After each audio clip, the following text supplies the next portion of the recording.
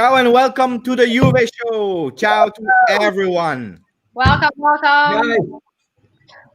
Guys, I'm always before starting, always testing if the sound is working.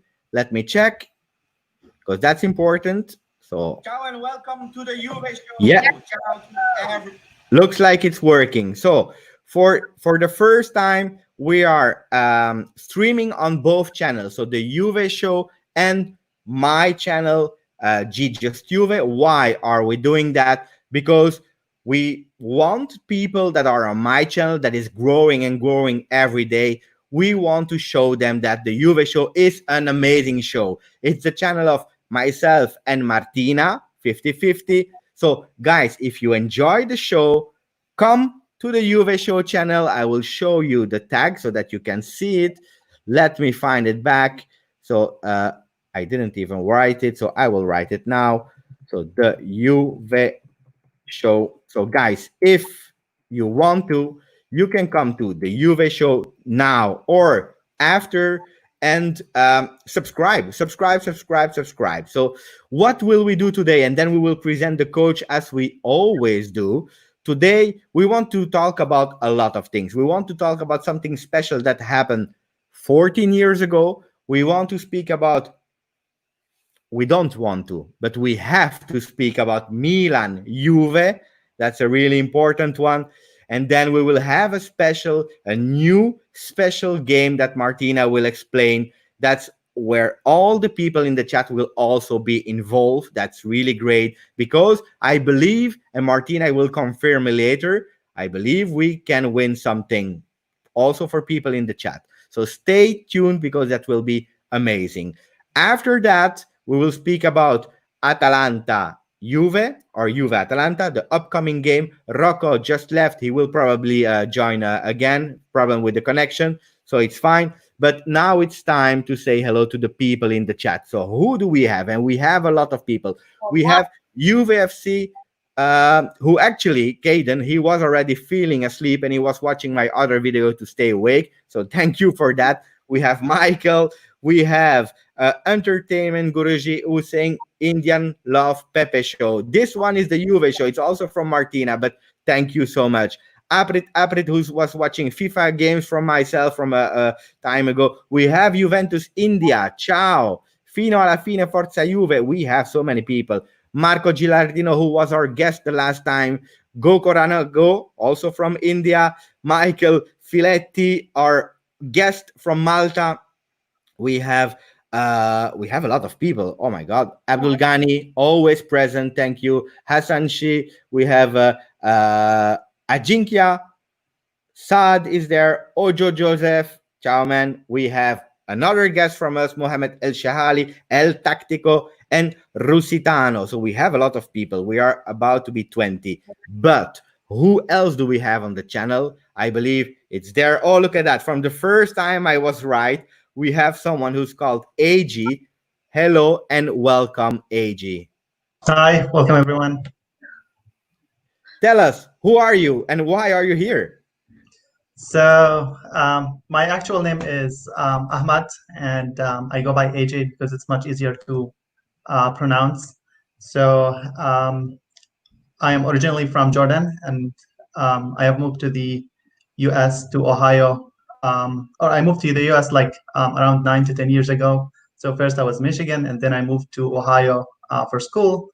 And I have been a Juve fan since around 2002. So the Champions League of 2003 made me fall in love with Juve, because back then there was like the bandwagon of supporting Real Madrid and Barcelona, and I wanted to support a different team. And the run that we had in that Champions League was so amazing. And I enjoyed watching Nedved, Del Piero, Camoranesi, Davids, and all of those players. So yeah, that's me. Thank you, AJ. That's Welcome. really a beautiful story, and you have chosen the right club. I can guarantee you that. Yep. 100%. But we have also someone else. who Ciao, is it? Rocco. Hi, guys. Thank you. Thank you very much for having me on the show. Yeah, I started following Juve just last year. Just kidding, of course. Longtime Juventus fan, of course, founder, one of the co-founders of the Bianconeri YYZ Juventus official fan club in Toronto. But before then, longtime Juventus supporter, community builder, looking to build bridges with other clubs all over Toronto within the Italian community, and trying to build the Italian football movement from the grassroots up. That's probably the shortest and best way to define it. And on top of that, you know, I've known Juve long enough to know 9-year Scudetto droughts, as well as you know, several Champions League losses. So my skin is very thick. I can imagine. Thank you, Rocco. And I also wanted to thank Bianconeri YYZ because they were on my channel for a Q&A. It was amazing. So I want to say hello to the people from Bianconeri YYZ who are always supporting us. YouVe Show, my channel, thank you for that because you are doing amazing. And I believe, Rocco, you are also starting to write some Mercato updates. Oh, thank you very much for that shout out. Yeah, we're trying to, for the last oh gosh, maybe 6 or 7 years, I've been following transfer news very closely, and I've been applying my very discriminating transfer filter. And you know, I've basically looking at some of the better and more reputable sources. And so I thought, you know, why not provide that to the people out there, and through the Bianconeri YYZ website, which is of course bianconeriyyz.com, and the transfer tracker is what we've called it, and it's pinned right at the top of our Twitter channel, which we update basically on a daily basis, or as soon as there's any news related to Juve. It's very hard, especially once we will get through the thicker parts of the Mercato news, to sift through a lot of the noise. So I figured, why not offer that up to people instead of talking about all the rumors? We'll talk about the most salient rumors, talk about the real negotiations, and of course keep track of the official deals that have been finalized. Thank you. I recommend you go and read it.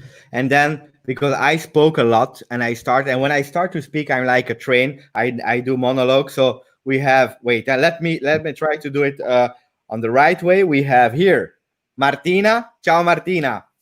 Hello, hello.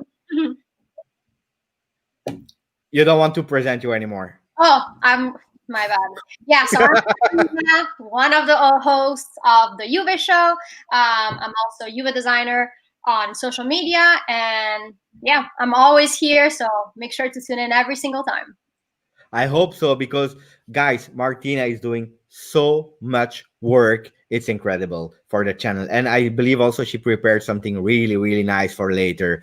Guys, now it starts after the presentation. It was nice. It started to enter the discussions. And the first thing I want to do with you is showing an image. Tell me, guys, what, if you remember that night of 14 years ago. Rocco, wow.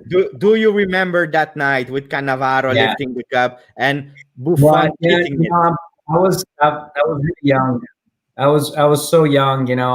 I think I was 2. I was a baby. I think I was just barely born. No, unfortunately, I was very, very mature, actually, fortunately, to remember, and the memory is still quite vivid. I remember I watched it with family, making sure that all of the right kind of superstitions were on point, and all the things that I'd worked so far continued to work.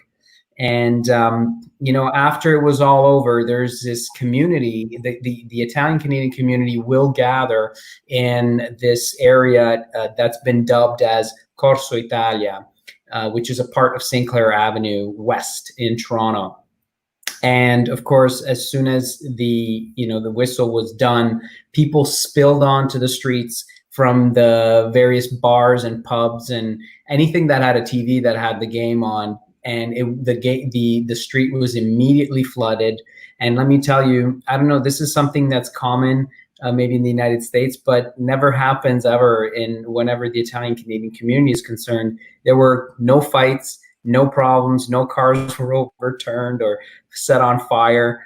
Just a lot of people having a great time, taking pictures with police, and everything happened in a very civil way. So a lot of celebration, a lot of Italian flags, music. I remember also there was a marching brass band playing the trumpets and all the brass instruments playing the Italian national anthem, marching through the streets. It was just an unforgettable time. What an amazing tournament that was for us. Amazing. AJ, do you remember? Yeah, of course I remember that night. So I was watching the game with my siblings. So one of my brothers is a Germany fan, so he wanted Italy to lose. But and actually, back in my hometown in Jordan, there are so many people who love and support Italy. So by the time that Grosso scored that penalty, you could hear like some fireworks and people going crazy, which is like very interesting for me. So yeah, it was an amazing night, and I was specifically happy for Buffon because he felt very frustrated after the 2003 Champions League final loss, and after winning this World Cup, like it enhanced his legacy. So every time somebody makes fun of Buffon that he did not win the Champions League, I say he won the World Cup, but Messi and Ronaldo didn't. So it's a good comeback. For that. Yeah. Before explaining my experience, we have some people who are actually giving us the live score. So Inter is losing versus Verona 1-0. So keep us up to date, guys, because we lost versus Milan, and we will speak about it really seriously. But we always love when Inter is losing. I believe this is a part of the satisfaction. I remember that night in 2006 because I was also already able to drive, and I remember I entered my parents' home for the first time. It was crazy. I entered like a few minutes after the game. Normally I'm always there before, but I don't remember why. I was a bit late and I was so stressing. I entered the house, and what happened? I see the action of the penalty. That's what I see. And my brothers, they were all screaming to me like, go away, we don't want you in the house anymore. And I was really, because we are really superstitious in the film family, I was really about to go away. So, but I stayed. I saw the penalty of Zidane. And then, oh my God, I remember what an emotions. I run out of the house when we had that last Grosso penalty. I had my closest, and I actually, jumped like a sliding jump on the front on the grass. I was green. And then we went to a special place in Belgium, sorry, because I live in Belgium, where all the Italians in Belgium reunite to have a big party. I remember my brother was driving, and I was with the car behind. I was following him, and it was so packed and so dark, and we were doing party. I had a car accident with my brother. So that night it was, but we didn't care, and we continued to party. And the day after, when we realized our father was really not happy, but it happens, how many times in a life. So that was my story. Martina. You can definitely not top that story. I mean, mine is very boring. I was like 8 years old. I was a baby. I don't even remember the game that much. I wasn't like a crazy football fan because I was just 8 and I don't know. And so, yeah, I mean, I remember the penalty, like the shootout penalty, like the ending. Yeah. And I was with my mom and my cousins. And then I remember we just like we lived in an apartment like close to the city center of my hometown. And we just like went there and everyone was there just like partying. Well, I was 8, so, it wasn't the same. But I felt like everyone was like super crazy and I loved it. I mean, that's my memory. Obviously, I was like 8, so I didn't enjoy it as much if I was like maybe this age or something. So yeah, I was definitely crazy. I wish I was older to experience it better like you, Giuseppe.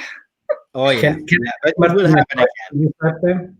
Can I ask Martina a question? Sure. So were you in the US at the time? No, I was I'm in just Italy. sorry. I was in Italy. Oh, in Italy? Yeah, Cool. that's where I'm from. I came here in like 5 years ago. Okay, really cool. Cool. I didn't even know that. Well, what part of Italy were you from? Are you from? Or were you living? My hometown is called Schio. It's in Vicenza, so like an hour away Oh, from. nice. Very nice. One thing when AJ was saying earlier about his experience in, I think you were saying Jordan. Is that correct? Yeah, correct. I find that, I mean, obviously, the story that Giuseppe was relaying was talking about the Italian Canadian community, the Italian, Belgian community there. I was talking about the Italian Canadian community here in Toronto, and Martina, obviously, in Italy proper, made sense. They were partying over there. But what I find amazing is that in Jordan, you had people, I'm sure they weren't of Italian descent. They had no tribal kind of ties to it, but nonetheless, they were fireworks going on, having a party, so happy because another country won it. I think that to me tops all the stories right there, like that kind of attitude. That's great. Yeah, it's actually very interesting. And even like nowadays, people in Jordan and in Middle East overall, they follow European football like very, very closely. So you can tell that there is currently like a Champions League going on, Champions League game going on, which is, it's very interesting. Cool. I just wanted to go really quickly through, because we are the Juve show, so we have to speak about Juventus. How many Juventus players did we had at the time? Buffon, Camoranesi, Cannavaro, Zambrotta. We had Del Piero, who came in later. After we had Grosso, because he was not yet a Juve player, but Grosso. Pirlo became a Juventus player. And then also with the rivals, the France team, we had Zidane, who was a Juventus. Henri played there. Vieira played there. Thuram. So many players. It's crazy. It's really crazy for me to see all those Juventus players. So, after that, we will not speak about it, but because I'm working on a really nice video that's called Calciopoli for Dummies that will be out really soon, I promise you. But after that, we went to Serie B. But guys, look at the teams, look at the players that were in the final. It's something really crazy. So now that we spoke about really nice. Go, Rocco. Tell me, Rocco. Oh, I was just gonna say, I think that Perrotta played for our Primavera or something like that, if I'm not mistaken.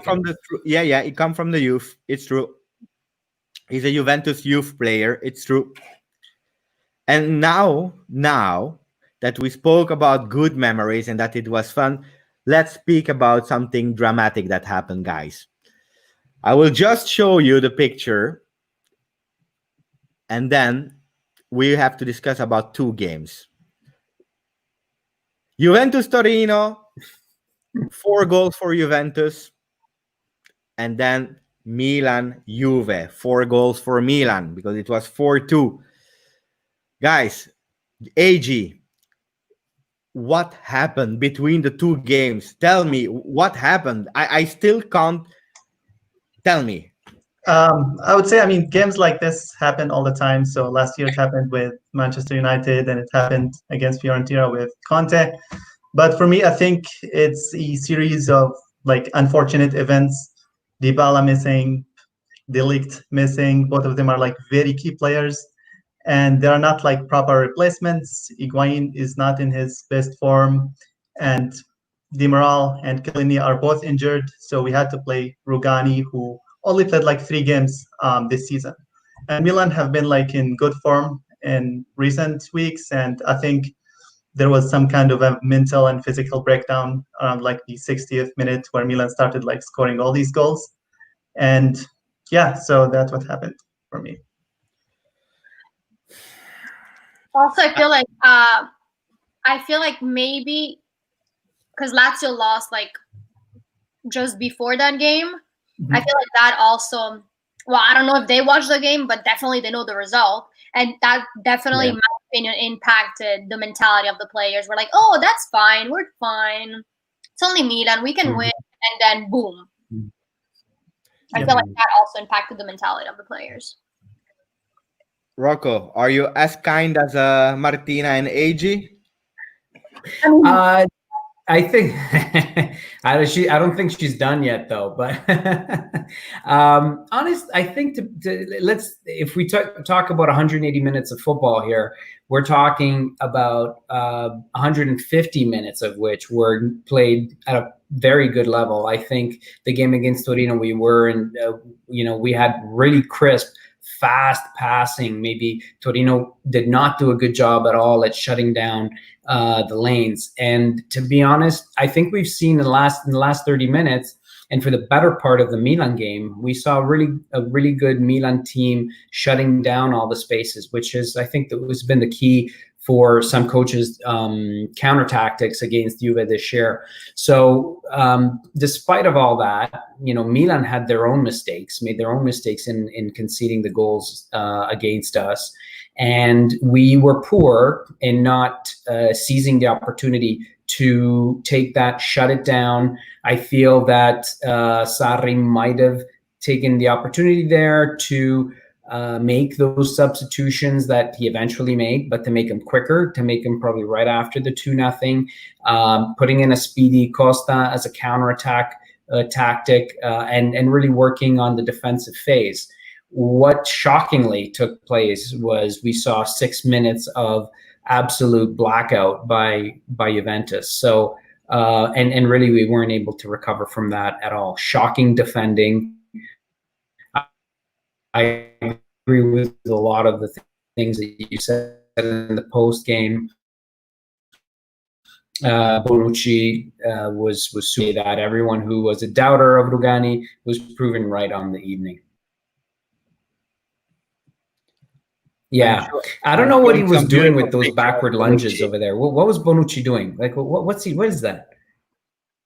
I don't know. But also Rugani on that goal. Right? So what are these backward? I still can't explain myself what happened there. It was poor. Some really poor defending on the game. Yeah, and actually, even after the subs, I did not feel that Costa was as effective as he was against Torino and in the previous games. So it didn't seem that we were even close to coming back into this game. Would you say was De Ligt or Dybala the most missing piece out of this game, if you have to pick one of the two? Definitely say De Ligt, because when he's in good form, also Bonucci is playing good. And this also gives freedom to Cuadrado to go and join the attack. So it really affects so many things in the team. So given that we conceded 4 goals, I think it's De Ligt. And we scored 2. I mean, it's not that we were struggling for it. Sure. Yeah. No, I will tell you guys, when I saw the calendars, I remember I said Milan will be a tough game. Why? Because we had only 2 days to rest. Only 2 days. We were playing also in the afternoon versus Torino, so that's a lot of energy that we give away. And when on top you add Dybala and De Ligt, the double Ds that are missing, it started to be difficult. But I also anticipated that we would play a kind of boring football the first 45 minutes, because it was planned. You cannot play 90 minutes. They are also humans like all of you and like me. So I was really okay with the 45 minutes, even it was not the most beautiful football in the world, like Sarri said, because Sarri said we played for 60 minutes world-class football. I don't agree with that, but I think they played a smart game, and it was working, because the 45 minutes, except a last-minute goal of Ibrahimovic that was cancelled due to offside, we started to enter the second half really well. And then you see that also it was a tactical, and it was planned to enter that field like that. And Rabiot, what a goal, an amazing goal. Then you have Ronaldo with a big mistake. And there I believe, as AJ was saying, and also Rocco and Martina, mentally problem came also because of the game of Lazio. But that's where I was really, really pissed off. And normally I am a kind of balanced person. When we lose, I also compliment the other ones. And I went out of my mind. Why? Because there were, after the 60 minutes and the penalty, for me, it should never be a penalty, but with the rules today and what we saw this season, it is what it is. So it's not an excuse. He can give it, and we know versus Juventus they gave them. So let's not talk about the penalty, but, and that's a problem, after that, Bonucci, he didn't take his leader as a captain. That was one of the things what I'm really pissed off versus Bonucci is, you are a captain and you have to wake everyone up. And Sarri, for me, planned the game really well. It's not his fault if in 5 minutes we concede 3 goals, but maybe I can just tell him, you should have put Douglas Costa even before, after the 2-1. Not because he played well, because AJ just said Douglas Costa didn't play well neither, and he's correct, but just to explain the mentality to the player that, okay, guys, we want to put some pressure. So I was not happy at all, and still now I'm not. So Yeah, the substitution came in too late, like way too late. I mean, after the 2-0, it was already like minute what, 60 some 60. Yeah, around minute 60, they should have made the changes before the first goal. If anything, they could have made it right after the first goal, not wait that long.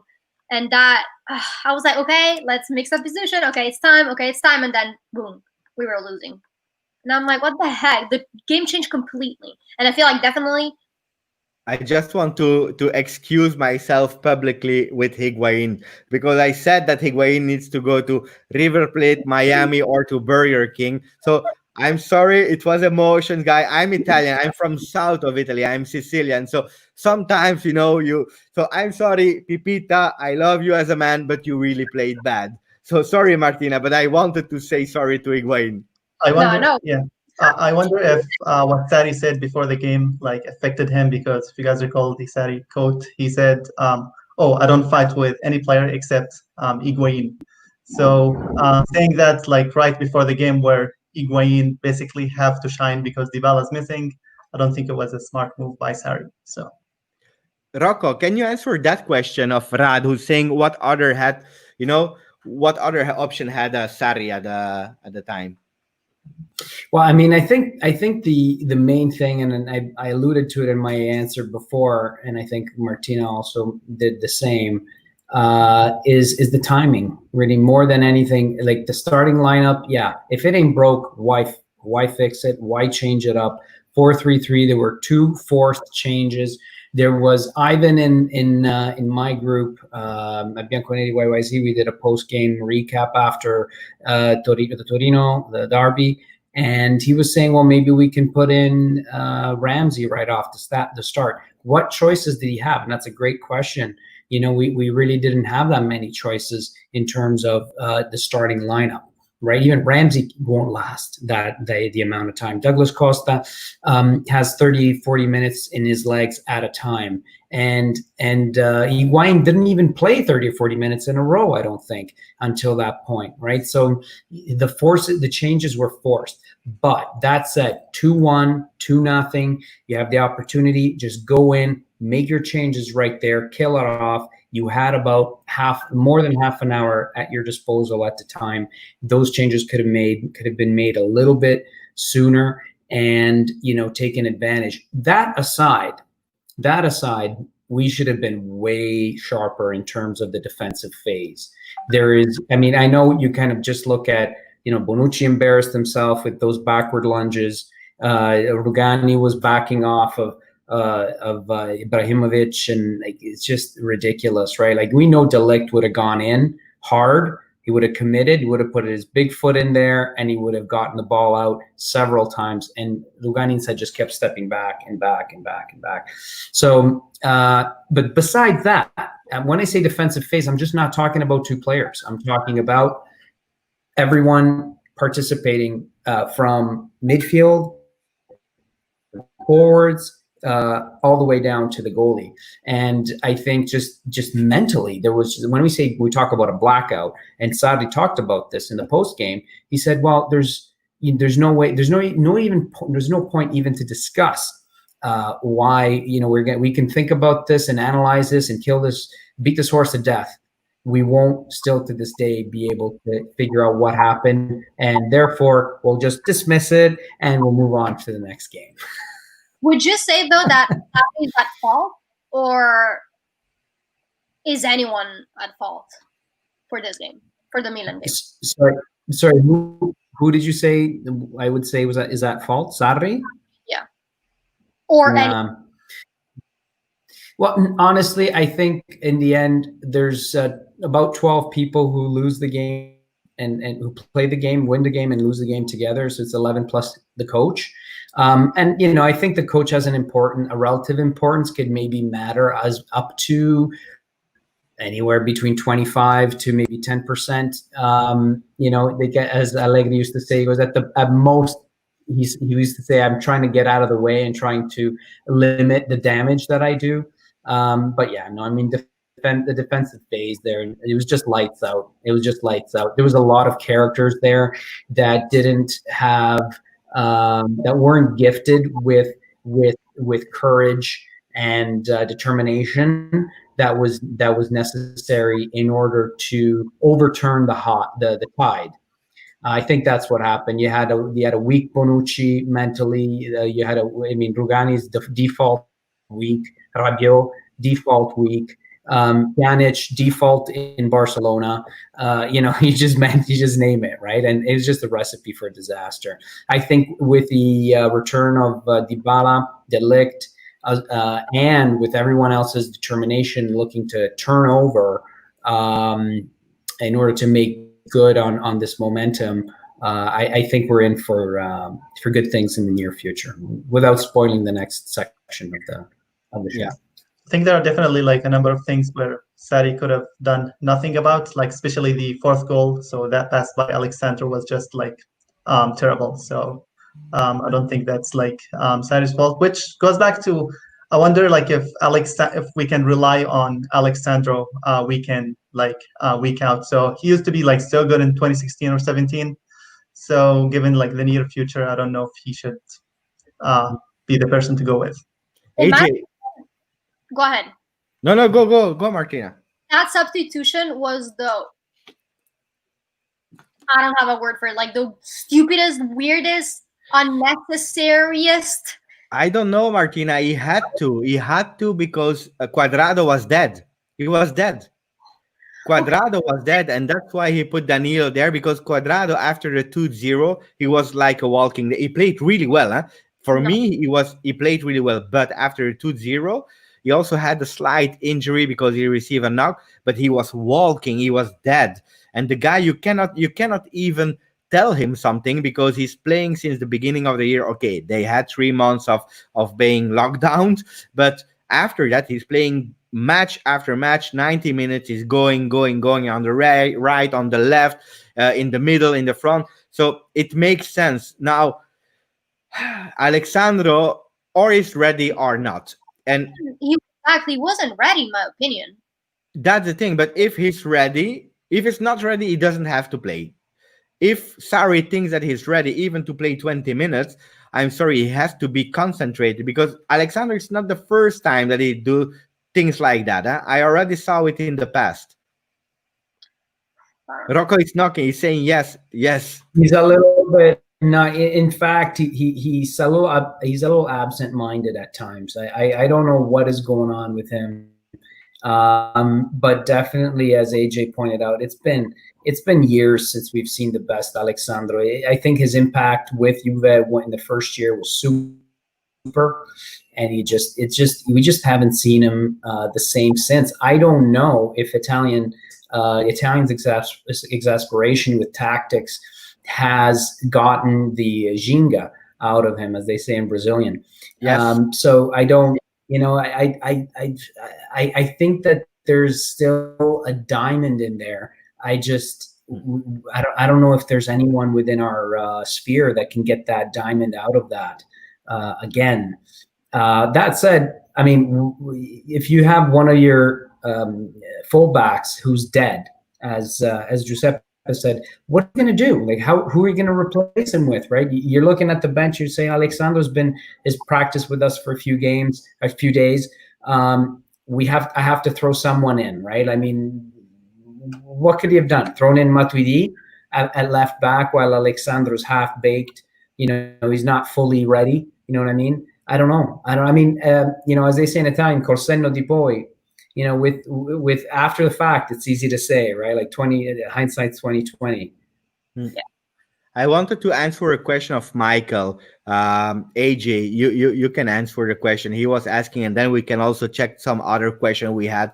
But do you think that the absence of De Ligt really showed, is he already more valuable to the team than Bonucci? In a short answer, AJ.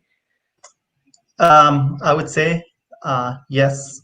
So I think he's been amazing in recent months, and this game showed how important he is. And one thing I noticed about Bonucci is that when he plays with someone who's not good, like Rugani, he doesn't play good. But when you put him with Chiellini or De Ligt, then he plays much better. So maybe like the good performance that Bonucci has been displaying this season, maybe we should give also some credit to De Ligt because he does take care of lots of the defensive works, and which hides some Bonucci's deficiency. Serie A, 20 years old. You have to do it, huh? Yeah. The only takeaway I would say, the only thing I would add to AJ's, the way I would put a title over what AJ said, is that Bonucci is not a center back; he's a chameleon. Whatever you put him next to is how he performs. You put him next to someone solid, he performs solid. If you put him next to someone weak, that's the way. It's the same, right? And this is, I don't know, is this maybe a comment to his experience at Milan when he was next to Romagnoli, right? There was this disaster after disaster. So, I don't know. I'm looking at the last 30 minutes. He just completely lost his mind. I did not see a solid Bonucci whatsoever. Also, in the first half, so before preceding that period, he missed one or two pretty good scoring chances with his head. So, it just wasn't his night. It wasn't his night. Which I think is unfortunate because Bonucci is supposed to be the leader of the team. He's supposed to be the one who's like really good in those, difficult moments. So to have a player like him being inconsistent, I think it's a little bit unfortunate. That affects the entire team. I think if he's not being the leader when he should be, obviously that will affect the entire team. And I'm going to be honest. I don't like that Bonucci is our captain. I'm honest. I don't care if you don't think the way I think, but he's not my captain. Who do you think should be the captain? That's the real question. That's not Bonucci. I mean, this one was different because Dybala was not there, and Chiellini is injured, but and one wasn't on. Well, yeah.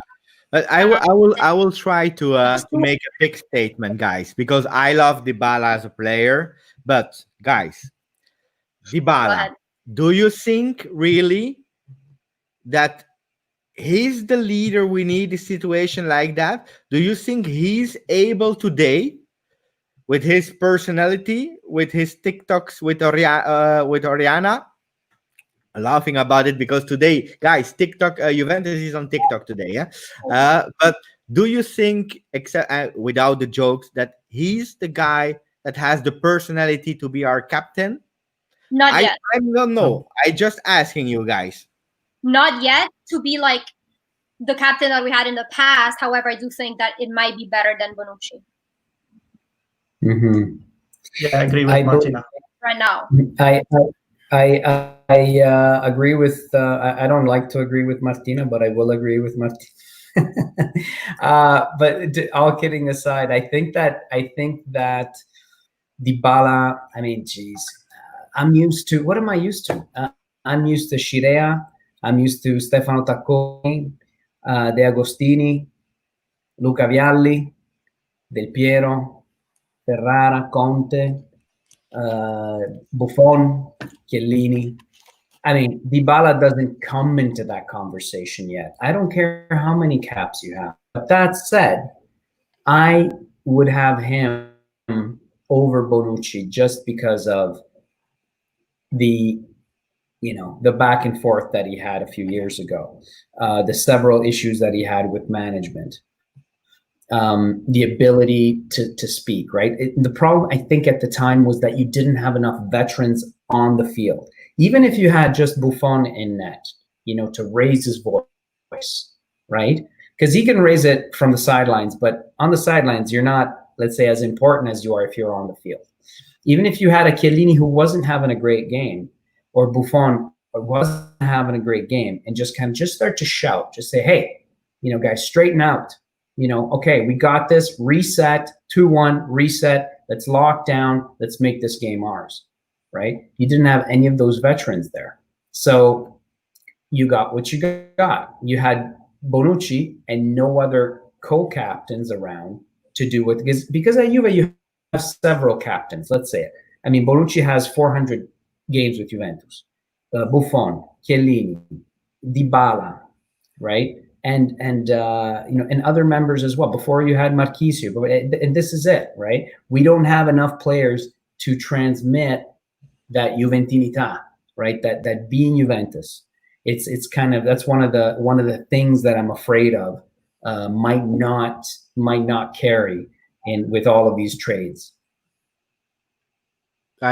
I agree. And to close that captain chapter, because we see in the chat a lot of people are mitigate. I didn't see a comment saying yes, Dybala captain yet, but I see De Ligt, Ronaldo, GG for sure. GG was and is still our shadow captain.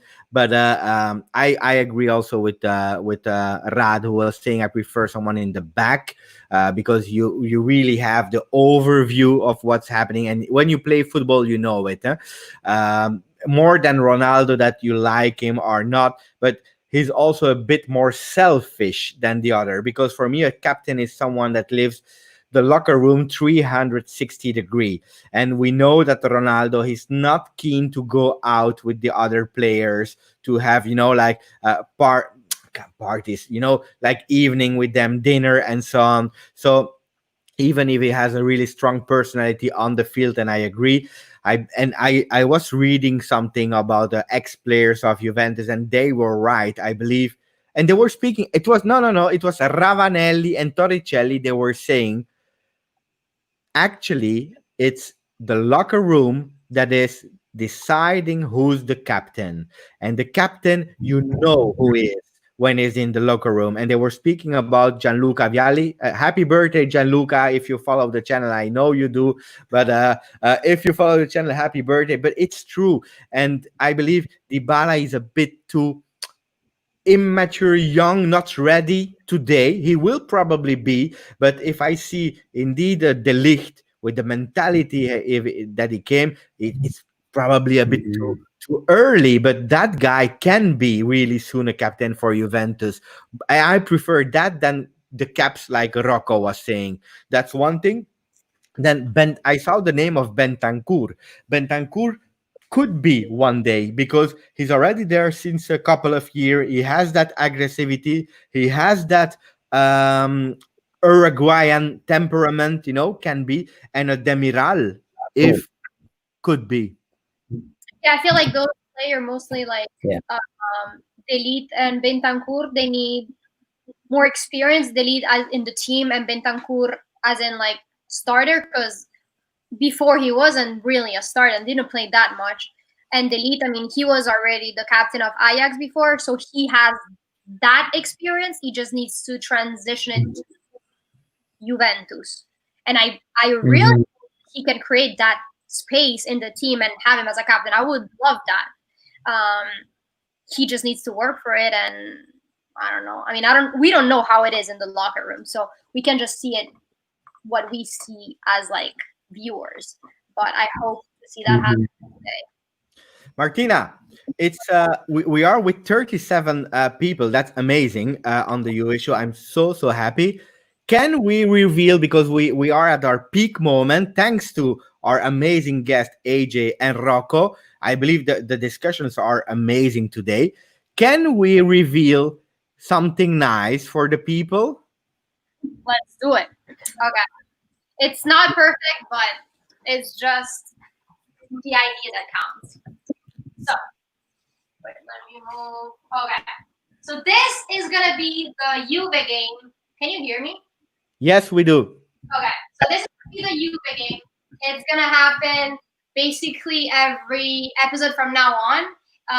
It's a new game that we decided to have on the show to just bring some fun and just, take it in a next level creatively. So basically what's going to happen is that each episode, the four of us, so Giuseppe, myself, and the two guests that we're going to have, we're going to I will pop the balloon for them, or they can say a number and then I'll count and just pop that balloon.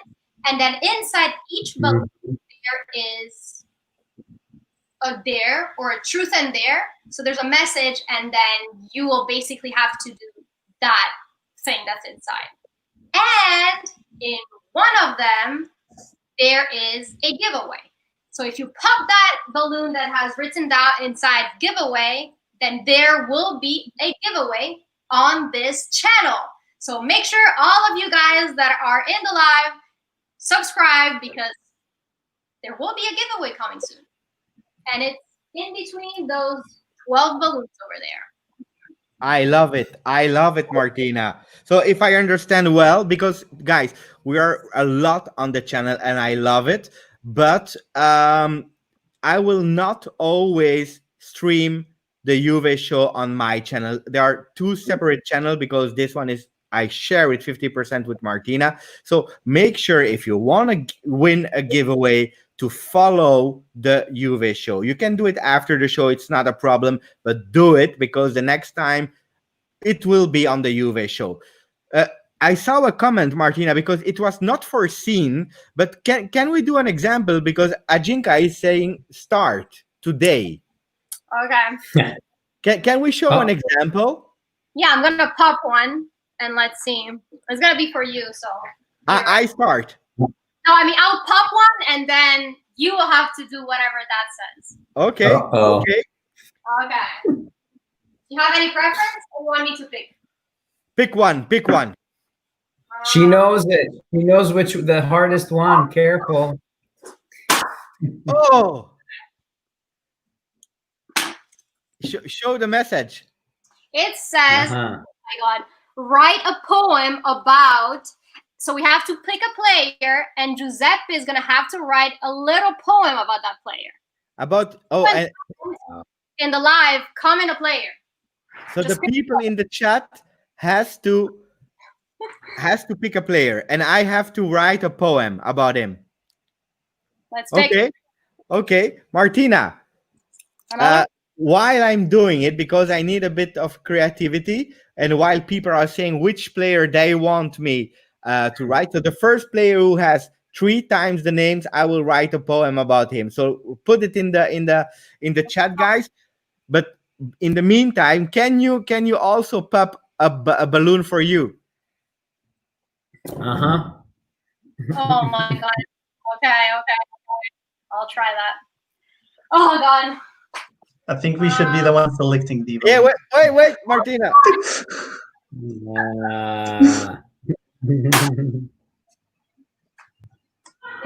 We have so many names. We have Chiellini 2 times, Chiellini two times at the moment. Okay. What? Show me. What do you have to do? So I have to subscribe to the YouVe Show 5 times. That's not there. So let me do that. And look at that. I will write a poem about Chiellini in the meanwhile. But while you're tweeting, Martina, I believe our guests also have to do. And I think in one of the balloons, there are some dare things also quite nice. I try to pick a nice one for Rocco. Oh, God. This is very brutal. Okay, let's see. This is for Rocco. Oh, Okay, this is fine. Name 5 Juventus retired players. Oh wow. Okay, you know what? I can do that now while you guys are doing your job. Okay. So actually, I'm gonna go way back. I think there was another podcast I was listening to the other day, and they were talking about goalkeepers, and they're trying to outname however many goalkeepers they could. So I was like, I can't believe that they did not mention Giampiero Combi, who was one of the most legendary goalkeepers of Juventus all time, and he won the 34 and 38 World Cup and won 5 championships, 5 scudetti in a row from 1930 to 1935. So Giampiero Combi, you kids out there, go and do your research. Giampiero Combi was a fantastic goalie for Juventus, absolutely legendary. Another retired player, while I'm still with keepers, I'll say Dino Zoff, of course, who lifted the World Cup at 40 years old in 1982, and won everything under the sun except the Champions League or the Champions Cup at the time for Juventus. So if it wasn't for in the 1983 final for a goal by Magath against Hamburg in Athens. So that's another super great. Another one who's underrated, but you hear once in a while, is Gaetano Scirea. Gaetano Scirea is very much close to the heart of Juventus fans all over. Joined Juventus right after with Atalanta. Right after Atalanta, and then after a long, I think 9 seasons at Juventus, he retired and still stayed with the club and was a scout for them. And as he was scouting Juve in Poland, he got into a terrible car crash and passed away. So he is in the hearts of Juventini. It's like right in your Juventino blood. You have to love Scirea. So do a little bit of research. Scirea is a great. Another one that is very little known is Parola. Parola is known as, if you guys have ever seen the Panini stickers, there's a soccer player that's doing a scissor kick on the front. That's the part of the logo, let's say, and that guy is actually Parola, who did that scissor kick. His scissor kick was kind of pictured, and eventually that inspired the designer to draw and include his scissor kick as the in the design. By the way, Parola was not a forward, but yeah, there you go. Parola was not a forward, but a defender. So funny enough, a lot of people figure, it's a goal off of a scissor kick, but that was it. So that was 4, I believe. Gosh, I mean, I don't want to do Del Piero's too easy. Del Piero's too easy. Another retired Juve player. Well, of course, Platini. Very little. Platini is what Del Piero was before Del Piero came around, and Platini was the reason why a lot of Juventus fans became Juventus fans. And of course, he's known as now a manager in football, but he won everything under the sun in 3 years with Juventus, and I think every year he won the Golden Ball, and he also won 2 out of the 3 years. He also won the scorers charts, won 2 Scudetti, and of course Champions Cup, Intercontinental Cup, and so much more. Probably the reason why Giuseppe is a Juve fan and why Giuseppe's dad is a Juve fan, here's a bonus, is Pietruzzo Anastasi, who was a Sicilian goal scorer, punta di diamante, was a forward for Juventus, joined Juve, I think, in the 60s, just at the same time that there was a large Southern Italian migration into Turin to work for Fiat. And he connected basically the south to the north through black and white stripes. So Pietro Anastasi is another great Juve great who's now retired. It's There you great go. how many history Rocco. Thank you for that part of history, guys. Before AJ's turn, my poem is ready. my poem is ready about Chiellini. Martina is lagging, so I don't know if she will be able to hear it. But for the guys that are still in the show, guys, listen to that one. Chiellini, why is wait. Martina is back. Let's wait. Let's see. She's there. Okay. Martina, my poem is ready. So I don't know. Shit. it's okay, Martina. So my poem is Okay. ready about Chiellini. Let's speak about it. So, Chiellini, why is your nose long? In the mask, it just looks wrong.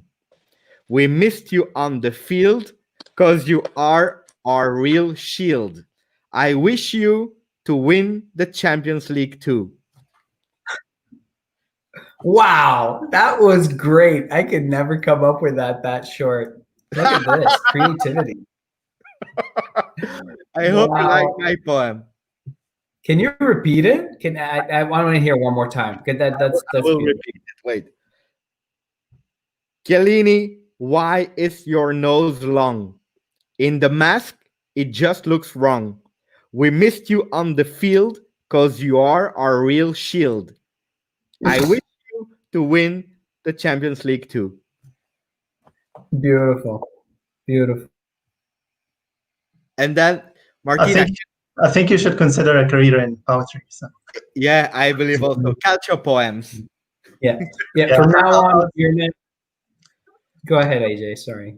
I was trying to interrupt Martina's internet so that I don't have to do the dare. So yeah. Do you accept to do the dare, AJ? Yeah, give it to me. And maybe you're lucky, huh? Maybe we will explode the giveaway and you have to do nothing. So maybe there is already a giveaway for the people in the chat. Be nice, Martina. I believe the internet of Martina is losing us. I'm not sure we will be able.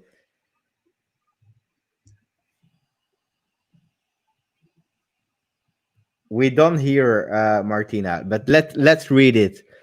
Draw a Juventus player. So AJ, you have to draw just the face of a Juventus player, and the people in the chat has to guess who he is. Let's do it. So, sorry for this time, guys. There is no giveaway this time. Next time, because I'm sure people doesn't believe us, next time the guys in the chat will be able to choose the balloon that we will explode. So we are really honest. Should I do it like on a paper or on? Yeah, do it on a paper. Okay. And while you are drawing, we introduce already the next topic, and it's the last topic of the day. It's actually the defense. And what is the defense? It's because we have to prepare a game, and it's Juventus Atalanta. So, guys, from the moment AJ is ready, he will show the drawing and we will try to guess it.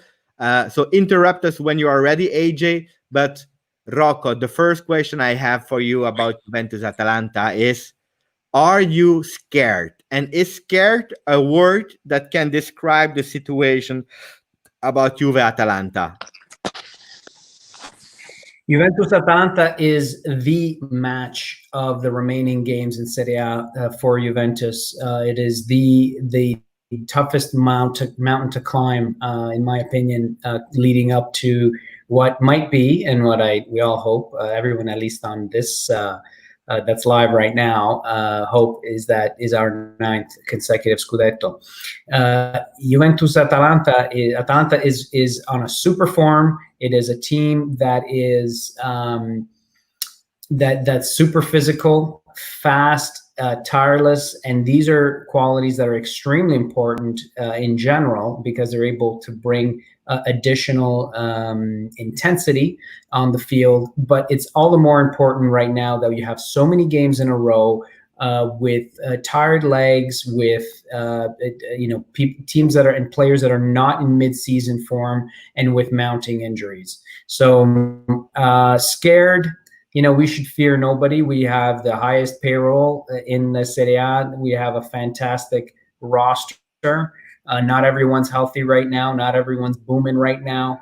But that said, we have we are a wounded lion, as my good friend and Bianconeri YYZ Daniel would say. Daniel Di Chico would say, is that we have a wounded lion right now, and look out when you do wound a lion, because we will come back hungrier and angrier and worse than ever in terms of what our opposition can expect.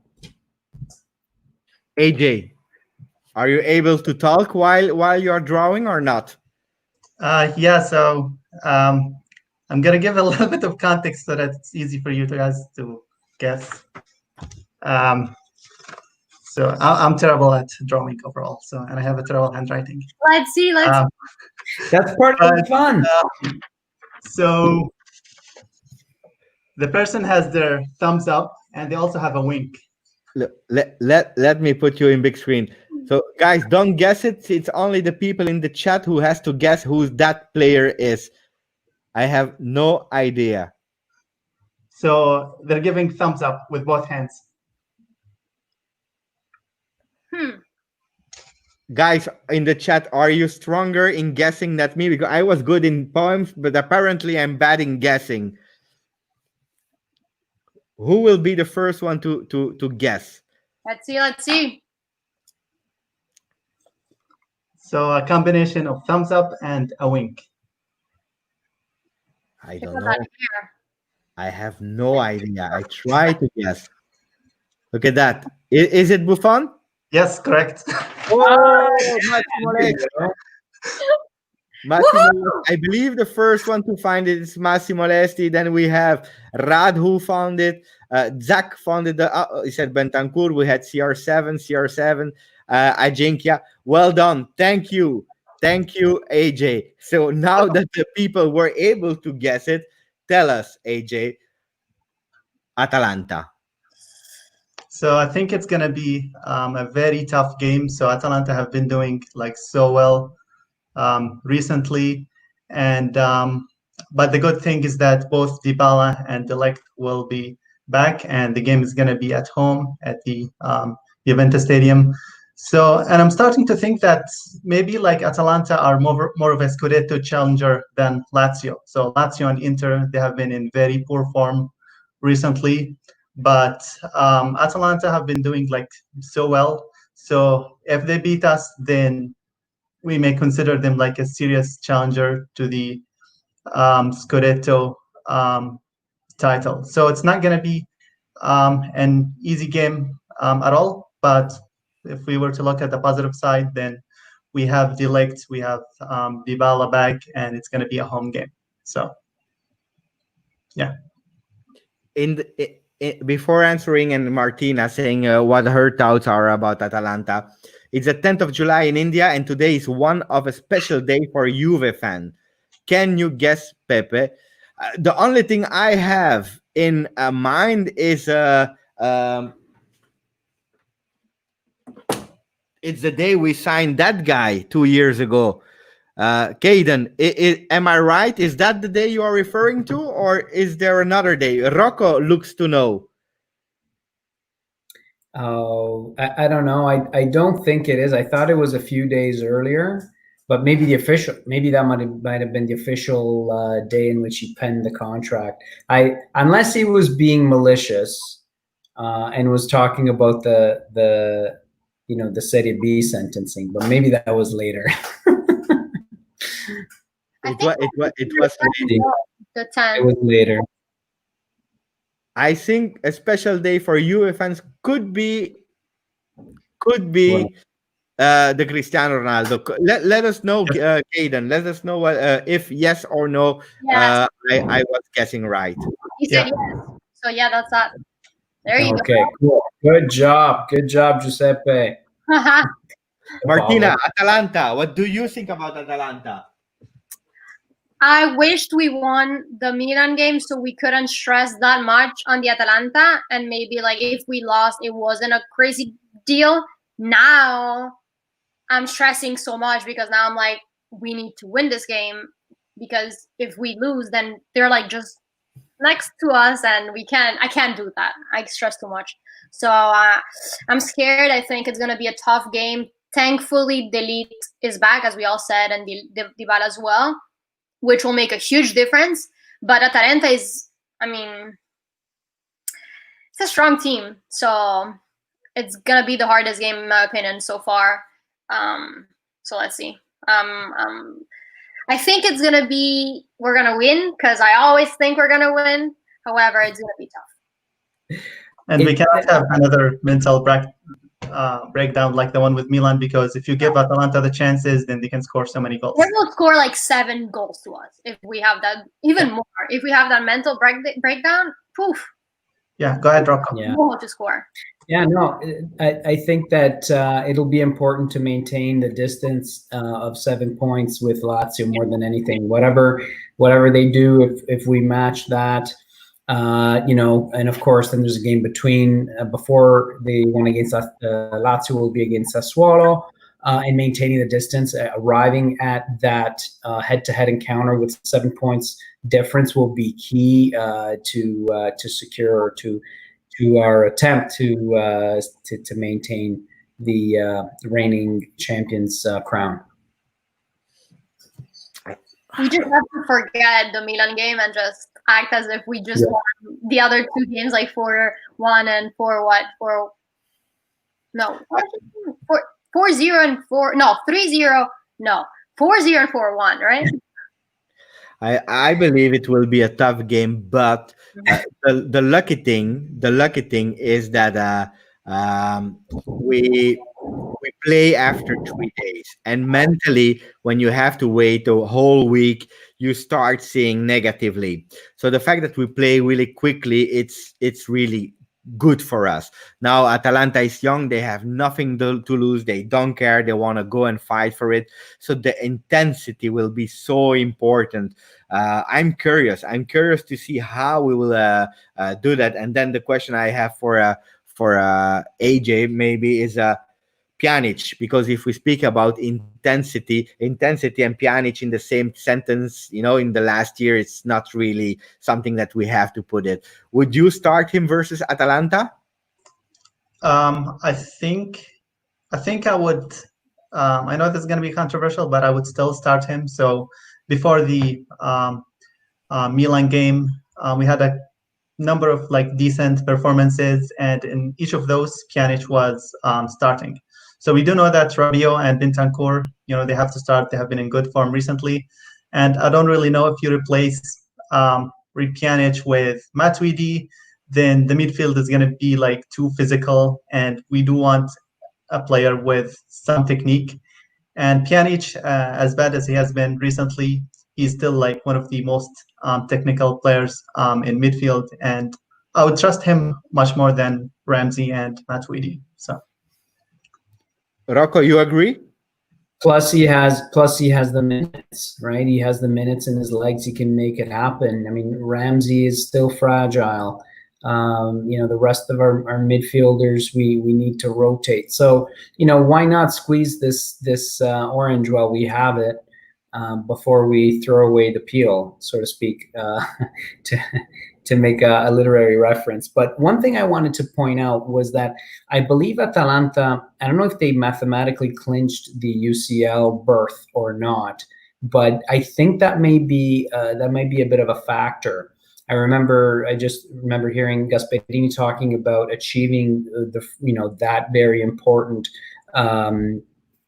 goal for Atalanta this year, and maybe that might be a reason for them to kind of relax and let off the gas, especially since second place is still possible, mathematically possible, but with having 2 teams in front of them and X amount of points in front of them, I think that would be a little more difficult to achieve, and this might be the make or break point for them.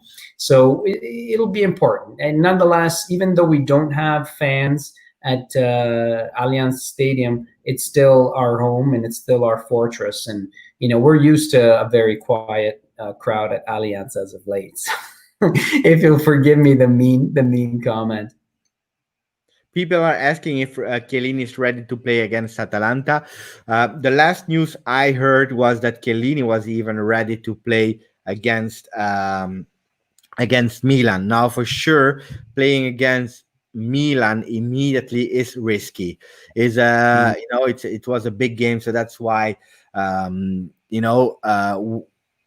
didn't decide to play him. Now we are 3 days later, or will be 3 days later. Will he risk it? I don't know, guys, because if Chiellini comes in versus a team in a big shape, but really big shape and intensity like Atalanta, I don't believe he will risk it, to be honest. And we have De Ligt coming back. And who do you bench? I don't believe you will bench Bonucci, while De Ligt and Chiellini never play together this season. Never, ever. So even if he's ready, he will not play against Atalanta. That's a fact. What do you think, guys, about a midfield to start with Bentancur as a regista, Matuidi on the left to support also Ronaldo and to block there, and then Rabiot on the right? Because if you remember, the goal that he scored it from also the right side of the field.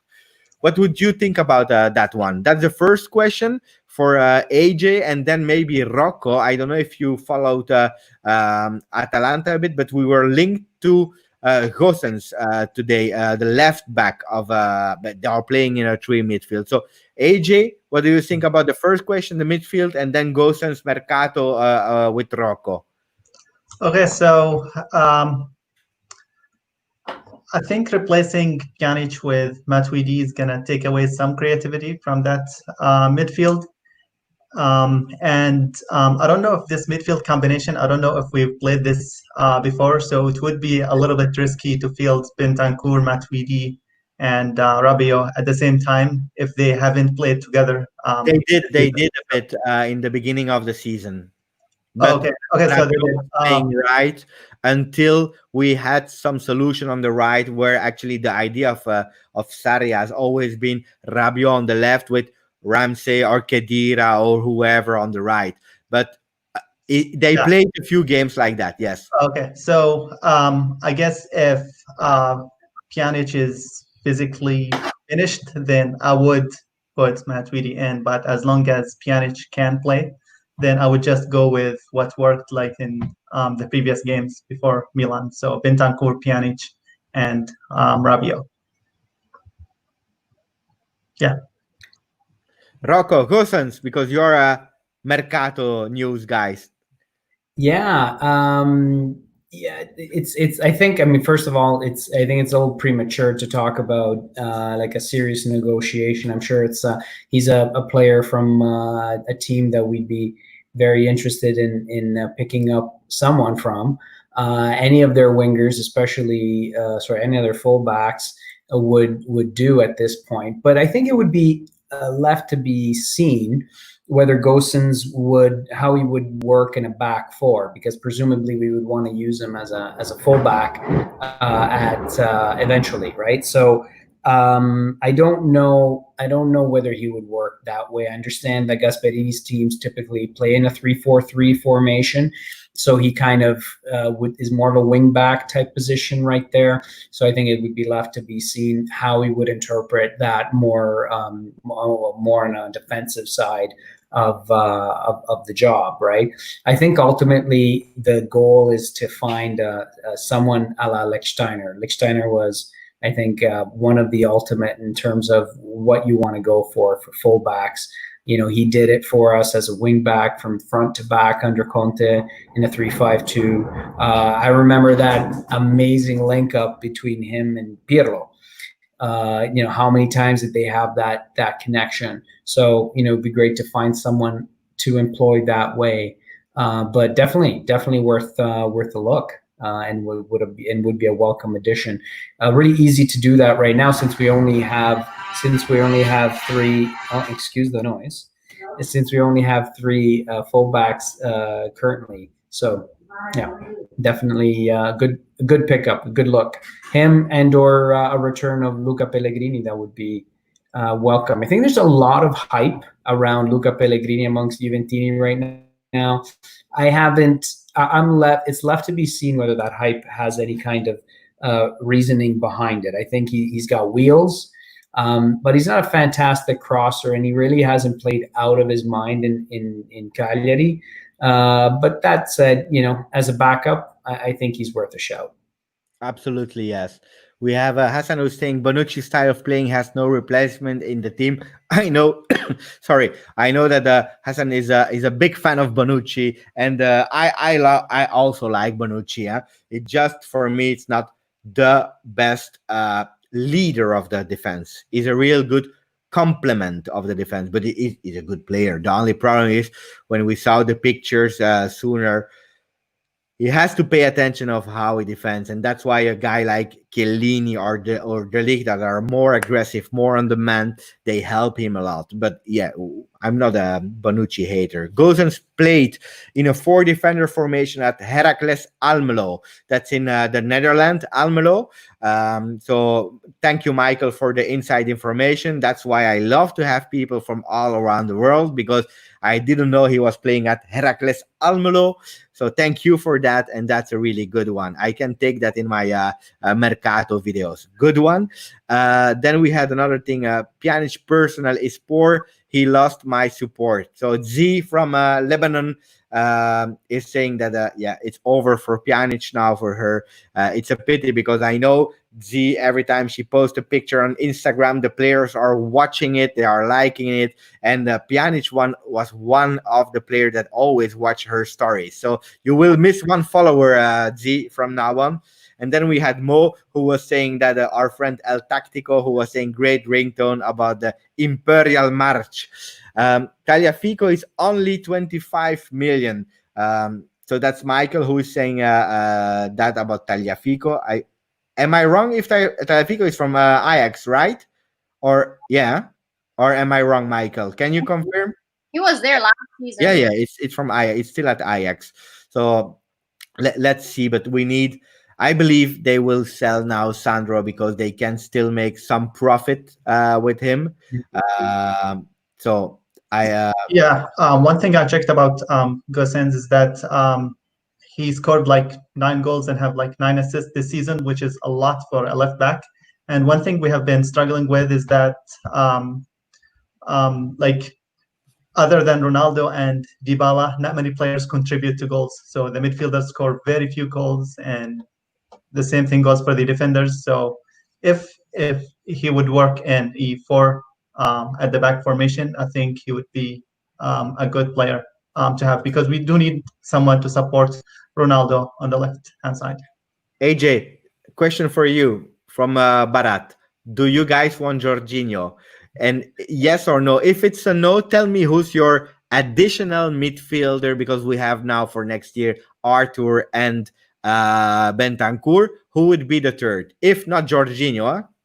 Okay, so for me, it's a no. So Bentancur have been doing well at the Register role. And if I could add someone to this team, I would add Milinkovic-Savic. So we do need someone who is a box-to-box midfielder who does defending and can score goals and make assists. And Jorginho is not really that type of player. So, yeah. What about Kulusevski? Would you put him in the starting lineup as the midfield or more in the attack? Because he can play like both. I think, given that he scores and assists a lot, maybe I would put him as a right winger in the place of Bernardeschi. But I don't know if he's really the solution for Juve, because Sarri loves to play in a very specific way. And it's a little bit problematic when you give him players who don't have clear positions, like Kulusevski, like Dybala, like Ronaldo. Sometimes he's a striker, sometimes a left wing. So maybe we should give Sarri like an actual right winger, so that he doesn't have to try out so many formations until he figure out his system. So I find it interesting, with Jorginho, you would get basically a backup regista, right? Or a starting regista, right? So you can maybe use Bentancur as a mezzala next to Artur on the other side. But with so many of these things, you ask the question in a vacuum whether you want Jorginho or not, but who are you giving up on the other side, right? Is Pogba still in the conversation? Is there another top midfielder that we're not going to go for because we're going for a Jorginho? Or are we trading off one big signing in the midfield for a big signing at number 9, which is very likely something that we're going to go for. Higuain very likely one way or the other will be released next year, either resolving his contract or being sold, and we'll have 7.5 million euros to play in terms of renewals, or in terms of rather salaries.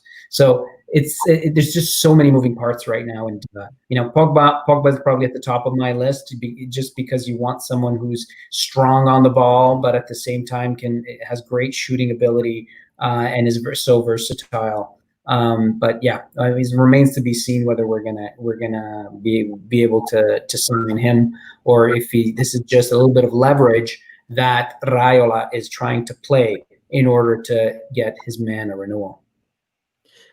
Yeah, it is. And the last news about Pogba is indeed because we had our friend Barat who was saying Pogba is likely to extend his contract.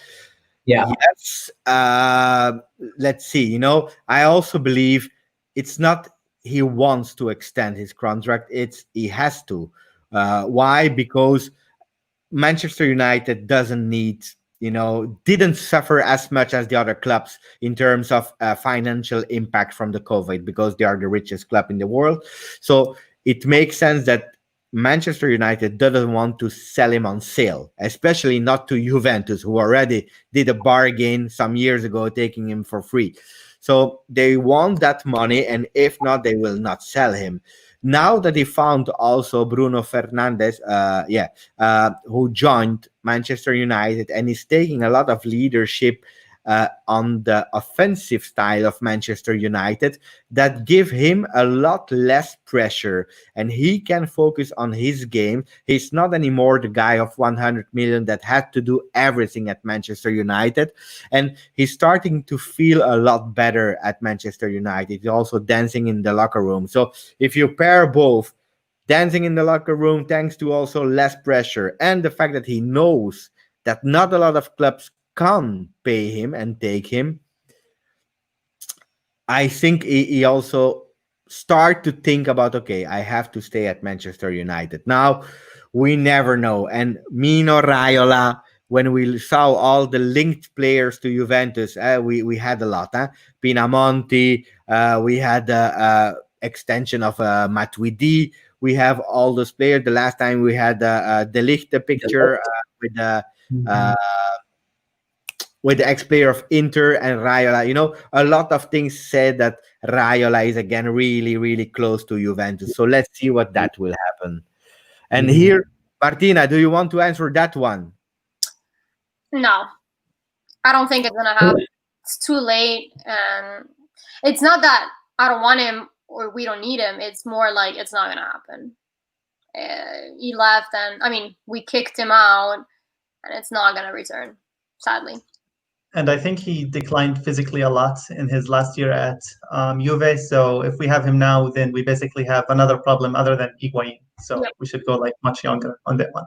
On this one, go young. We need to bring in young kids, not bring back old guys. Old. He's not even old, but you know what I mean, like an old player. Yeah. And also, he had some problems with Sarri in the beginning, so it will not magically happen that the relation will go again. A question for you guys. There are some rumors. It's rumors. Mercato is made of rumors. But Mandzukic has always been a big idol of a big majority of the fans. They loved him for his grinta, never giving up. And you know what he represented? He was loved by the Curva. Some rumors are saying that there are contacts with Inter because of the relationship he had with Marotta. Would you be pissed off if he goes to Inter?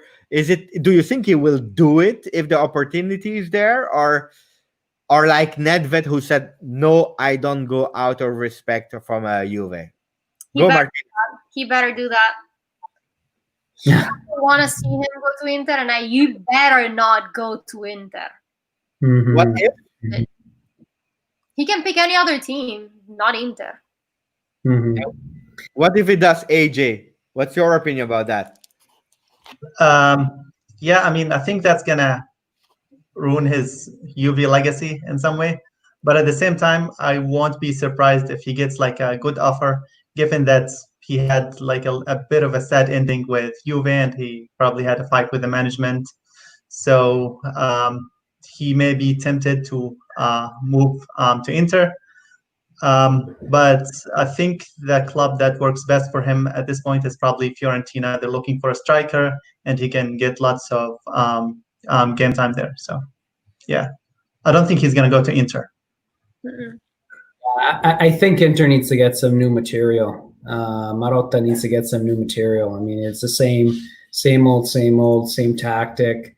It's copy and paste type thing. It's ridiculous. Yeah, and maybe sure, MLS. Why not? Why not? Because you get a top striker who still has a good foot and a great head and finishing. The only thing is with the MLS is that it's a physical league, so you'll have to have someone who's strong and fast next to him to do a little bit of running. But yeah, if you put him up there as a terminal, big forward, he can get it done. He can move create some headlines. Mandzukic can go to Inter Miami. He can come over here. Yeah, yeah.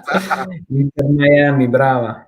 We Yes. have to celebrate something because we are in closing of the show, but Mo is just telling us, and that's an amazing news, Yes. that Juve under 23 that actually won the minor Coppa Italia. When you win the Coppa Italia, the minor one, you are qualified for the playoffs to go to Serie B. And they play today versus Padova, who was from all said the most difficult team from the people that were there. So we qualified, Juve under 23 qualified for the next round. It's not done yet, so we are not in Serie B. To be honest, my opinion, I'm super happy because I want Juventus always to win. I'm just asking myself, is that team ready for Serie B? Because we had already some difficulties in the Serie C. It's a young team. It's not the topic of today, but I can't be more happy. I'm happy about that. So guys, we are in closure, I believe. I want to start thanking all the people that were in the chat because guys, it's amazing. We were with a lot and the peak is still there. 33 people still in the chat. That's amazing. We have Michael that was here from the beginning and until the end. We have Mo, Barat, Dan, Bianconeri, that's Z. We have Sufyan in the beginning and the end. We have so many people. I cannot even say it anymore. So that's amazing because you are an amazing family. That's the first thing I wanted to say.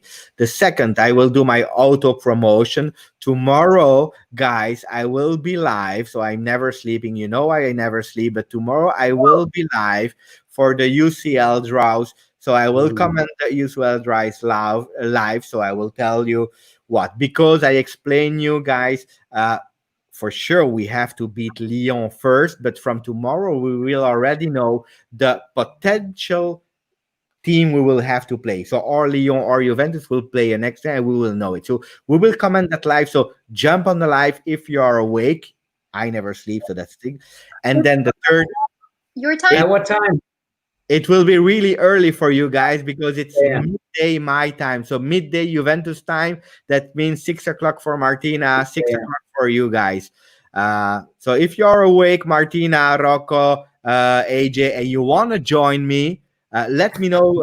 Send me a message and you join and we comment together. But Oh, it's really early, yeah? in pajama. I'm not gonna join them. I will have bags under my eyes, more bags under my eyes. So, But I'll be watching, my friend. I'll so watch. that's midday. Let me know. So that's tomorrow. Then I wanted to thank the amazing guest we had today. For me personally, I don't know, but it was for me the best episode we ever had, and that is thanks to AJ that was in the chat and came and asked, "I want to be on the show," and Rocco with an amazing experience. Thank you, guys. First, starting with AJ, tell us how does it feel to be in the show? I think it feels like really great. So as Giuseppe mentioned, I was only in the chat, and I told him, "Oh, I want to be on the show," and he was like very welcoming. So thanks to him, and it's actually like very entertaining to share your opinions on Juve along with so many people from so many different parts of the world, and would encourage people to try to get to this show. So it's really fun. Yeah. Thank you, man. And then we have Rocco. Yes. Tell us your experience. Absolutely great. I mean, it's amazing to interact with people from all over the world and to see people to have such a live and vibrant audience of 33 people who are taking the time to listen to this show. Also, great interaction. I love the little games that you and the creativity that you guys have, and you actually make it fun. Even to be on, even though we're putting on the show and we're part of the show. So it's a great way to reach out, to connect, and to continue building community in Juventus. I also love the fact that you guys are very outward looking and very altruistic, as opposed to having a scarcity mentality where you're competing against each other. You're actually uniting your forces together, and also in the process helping each other grow, not only your channels but also each other as Juventini and ultimately as human beings. Thanks, Rocco. Again, a shoot out to Bianconeri YYZ. Guys are amazing. I continue to support them. I believe I'm also part of the family now. Yes, Rocco? you are. Yes, you are, sir. So I will continue to promote them. Guys, if you want, like Rocco or AJ, to be part, AJ, I have difficulties with G and J, but if you want to be part of it, send us an email, theuveshow@gmail.com. Martina or myself, we will answer and we will give you a link and you jump in. I know it's not always easy, but we are good guys. And here is Steph. Steph is always present. Rocco is Bianconeri YYZ Mercato King. Proud of you, as always, an amazing lineup of guests, Martina and AJ, fantastic Juventini. Grazie, Giuseppe. Steph, I was introducing Rocco as the Mercato King of Bianconeri while I was in the beginning of the show. So I'm really happy that you repeat, because you have to follow that. He's giving a lot of things about it. And Steph, I want you on the channel, the YouVe Show or my channel. I don't care. I want one day that you are on the channel. I tell you it publicly. Need a girl as a guest. We need some feminine presence. Yes, women, let's go. So from my side, thank you again, Martina, because I let you finish the show as always. Always finishing it off. But yeah, I mean, thank you for, first of all, everyone in the chat. Always amazing to have everyone present, being active.